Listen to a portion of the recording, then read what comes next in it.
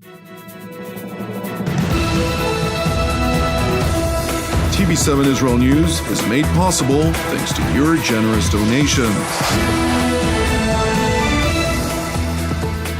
Shalom, good evening. This is TV7 Israel News broadcast to you from Jerusalem.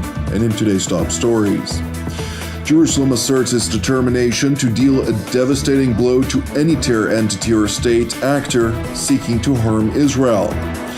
Hezbollah Deputy Secretary General Naim Qassem claims his Iranian proxy is ready to confront Israel as the IDF chief okays plans for a ground maneuver. The United States voices concern over prospects of an Iranian strike against Israel. Israel is successfully changing the strategic composition of the Middle East as the Islamic Republic of Iran and its regional proxies sustain devastating blows on all fronts. The most dramatic development over the weekend occurred on Friday evening while Prime Minister Benjamin Netanyahu was addressing the 79th session of the United Nations General Assembly in New York. I didn't intend to come here this year. My country is at war, fighting for its life.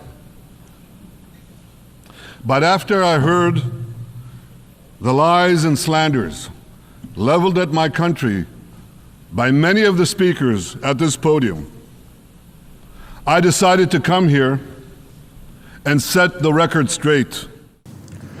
While asserting Israel's genuine aspirations for peace with its neighbors, Premier Netanyahu proclaimed that Israel can no longer accept the 11 months of blatant attacks by the Lebanese Iranian proxy Hezbollah against Israel's northern communities, pledging to remove this threat and return Israel's citizens to their homes safely. Well, I've come here today to say enough is enough.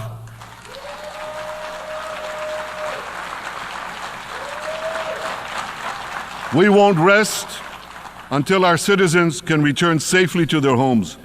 We will not accept a terror army perched on our northern border, able to perpetrate another October 7th style massacre. As long as Hezbollah chooses the path of war, Israel has no choice, and Israel has every right to remove this threat and return our citizens to their homes safely.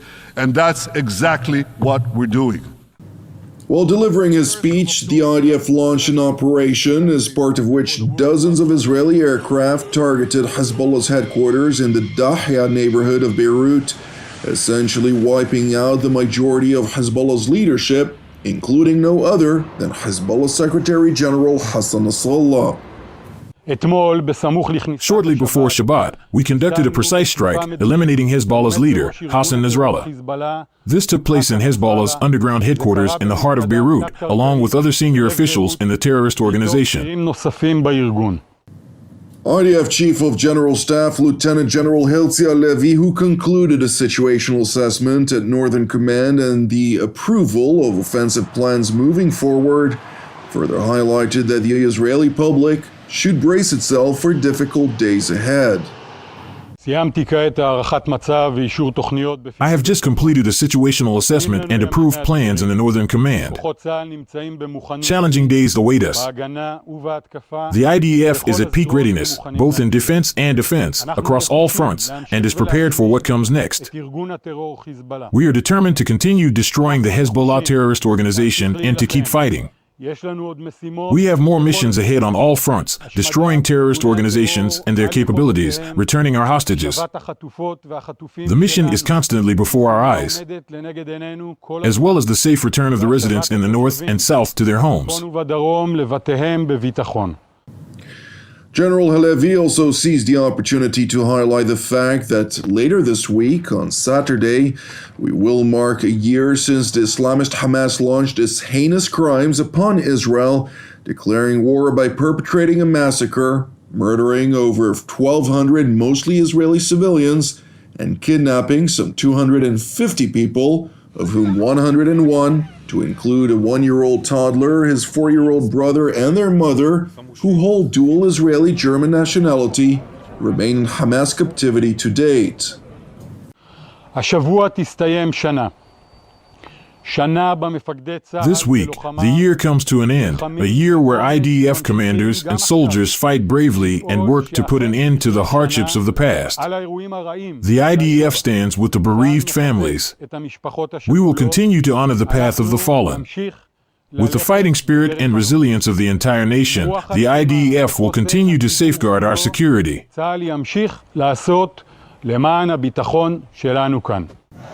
Meanwhile, as Hezbollah continues to sustain devastating blows, the Iranian proxy Ansar Allah, which is dominated by the Houthi tribe in Yemen, launched a ballistic missile at the direction of Tel Aviv's Ben Gurion International Airport, while Prime Minister Benjamin Netanyahu was returning to Israel from New York.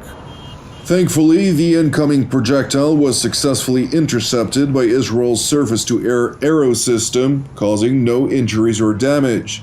Less than a day after the attack, however, Israel launched an extensive intelligence-based aerial operation in which dozens of Israeli Air Force aircraft struck military targets belonging to the so-called Houthis in Yemen's Ras Isa and Hodeidah areas, causing extensive damage.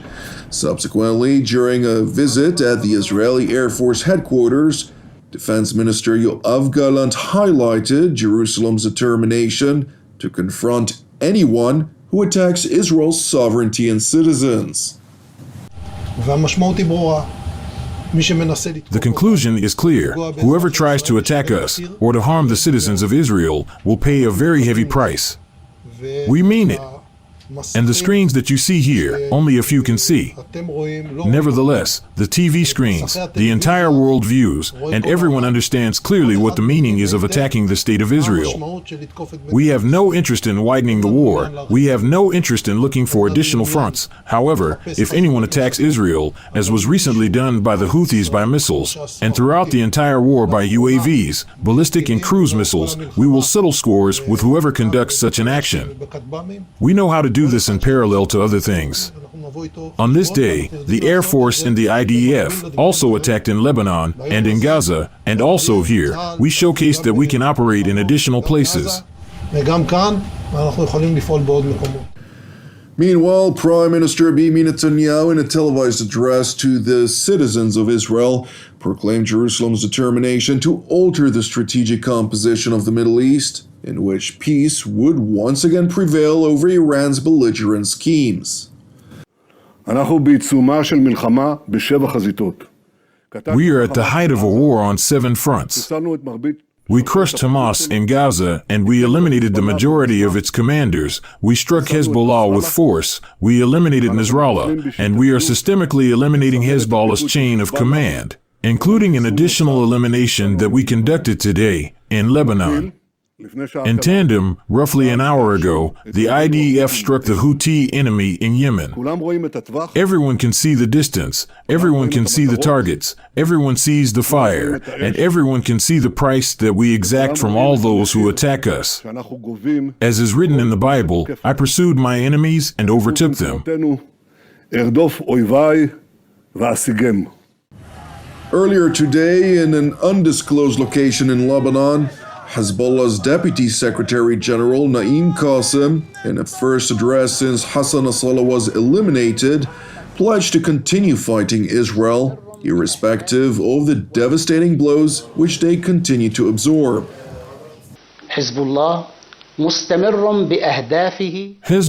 will continue with its goals and their presence in the field. The command system and the Mujahideen will continue following with your plan, O Secretary, with the same precision and the steps you have drawn up.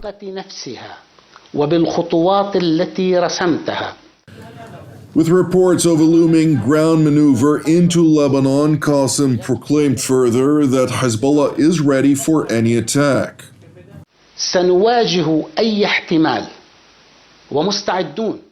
We will face any possible attack, and we are ready. If the Israelis decide to enter by land, the resistance forces are ready for a ground engagement. We have prepared and got ready, and with our trust in God Almighty, we are confident that the Israeli enemy will not achieve its goals, and we will emerge victorious from this battle. وسنخرج منتصرين من هذه المعركة. It is important to know that both senior military sources and Western officials have told TV7 that while the IDF is keen on launching a ground maneuver into Lebanon to confront Hezbollah, the United States has warned Israel against it. One official stressed that while the IDF prepared for a decisive maneuver, the Biden administration fears it would lead to an all-out regional war. And while threats by Iran to launch an attack against Israel persist, the United States has warned the Islamic Republic that Israel would retaliate with force. Nevertheless, Washington remains concerned that the Iranians may miscalculate. Well, their rhetoric certainly suggests they're going to try to do something. I mean, just coming out of Tehran, but we don't really know. We're watching this very, very closely to see how, if and how, Hezbollah and or Iran may react, as well as the militia groups in Iraq and Syria. We have to be prepared for some sort of response. We have to make sure that we are ready, and we are. We believe we have the force capability we need in the region, but it's not clear right now. Too soon to know. Thank you for watching TV7 Israel News. I would like to encourage you, pray for the peace of Jerusalem and salvation of Israel. I'm Jonathan Hessen, wishing you a Shavua Mevorach, and God willing, we'll see you during our next update. Until then, Shalom from Jerusalem.